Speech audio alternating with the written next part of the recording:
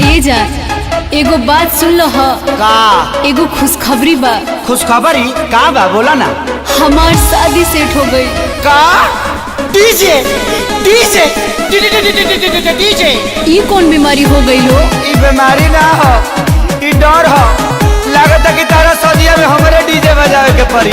DJ ऐसे मुंह से मत बोला जा। तो कहाँ से बोली? और सुना सुना यार तो हो गई शादी हमार, हमरा के तू भूल जाइहा, अब करी न तू इंतजार। सुना सुना यार तो हो गई शादी हमार, अरे हमरा के तू भूल जाइहा, अब करी न तू इंतजार। मीटिंग करा के जा, जाता रुझान तो सुना एक बेर मीटिंग करा के जा। जाए से पगीले ससुरवा अपना सखी से सेटिंग करा के जा जा जा जा। जाए से पगीले ससुरवा अपना सखी से सेटिंग करा के जा जा जा जा। ए जान तू जाने तू जब से मिलल तो बुझाला कि राशन के परी से मिलल बनी। गलती हो रहा है, राशन नहीं राशन। डिप्रेशन है, डिप्रेशन सिचुएशन।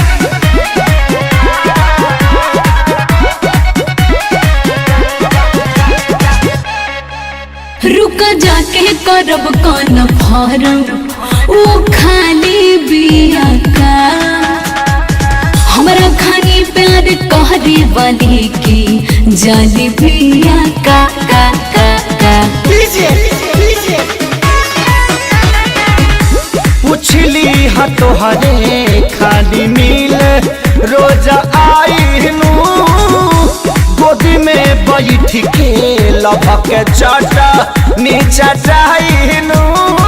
सोझा सोची लिया के एक बारी डेटिंग करा के जा, सोझा सोची लिया के एक बार डेटिंग करा के जा। जाए से पगीले ससुरवा अपना सखी से सेटिंग करा के जा जा जा जा। जाए से पगीले ससुरवा अपना सखी से सेटिंग करा के जा जा जा जा। देखो जा तू जा दर तो जा, लेकिन हम सूतम कम दौड़म ज्यादा।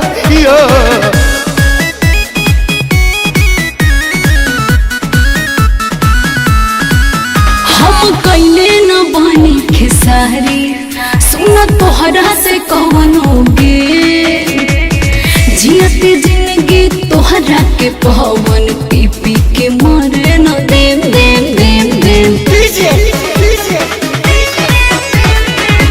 तोहरे नियन लभर यादोराजो के मिले हो, इहे निहोरा ऊपर वाला से करीले हो।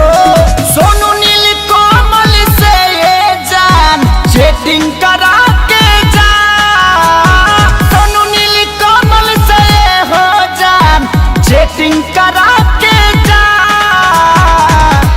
जाए से पगीले ससुरवा अपना सखी से सेटिंग करा के जा जा जा जा। जाए से पगीले ससुरवा अपना सखी से सेटिंग करा के जा जा जा जा। भगवान तरह के खुश रखस, हम हो कुछ वैरायटी चाहता नहीं। जाए से पगीले ससुरवा अपना